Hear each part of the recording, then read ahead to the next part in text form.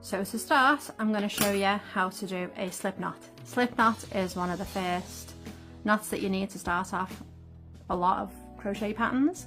So to do a slip knot, you need to have your hand facing up to you, put the yarn through these fingers, okay, bring it over, and then hold it in place with this finger.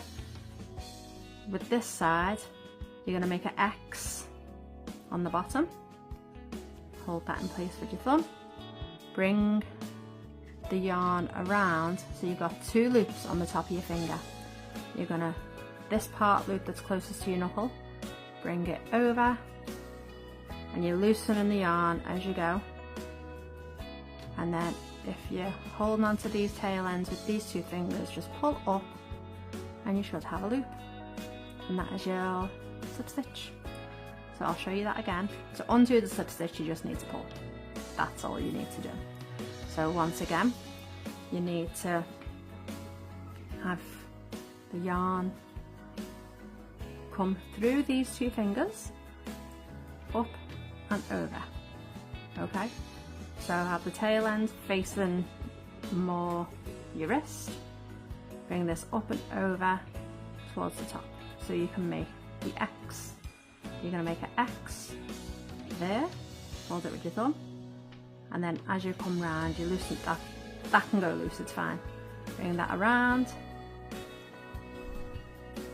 and then just hold that yarn however you need to do it for ease. Everyone's different. And then this loop close to your knuckle, bring it up, over, and then pull, and there's your slip stitch. Put your hook through the knot, through the loop, and then the longer end you're just going to pull tight, and that's it. So this part you need to have roughly about that length. If you have it too short, it can come undone. So if you have it a little bit longer, it's fine, you can chop it off towards the end once we've finished. So that is your slip stitch. If you want to learn other crochet stitches, then here's a beginner's playlist. Subscribe here to my channel and then you'll get alerts whenever I do a new video. Thanks for watching.